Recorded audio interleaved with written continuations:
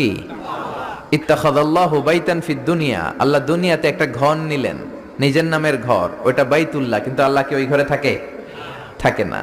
কিন্তু আল্লাহ ঘোষণা দিয়েছেন এটা উনার ঘর, এটা এত বরকতময় ঘর, পৃথিবীর অনেক মানুষের হাত এই ঘরের মধ্যে পড়েছে। ফেরেশতারা প্রথমে এই ঘর তৈরি করেছে, আবার এই ঘরের একেবারে উপরে বাইতুল মামুন নামে একটা ঘর আছে না নাই? আমরা কাবার চারদিকে তাওয়াফ করি, ফেরেশতারা তাওয়াফ করে বাইতুল মামুরের চারপাশে। ৭০,০০০ করে ফেরেশতা ঢুকে ইবাদত করে বের হয়ে যায়। Up to the day of judgment, কিয়ামত পর্যন্ত আর কেউ আরেকবার ওই বাইতুল মামুরে ঢোকার সুযোগ পায় না। কোন সুবহানাল্লাহ। তার ঠিক বরাবর নিচে আমাদের কাবা।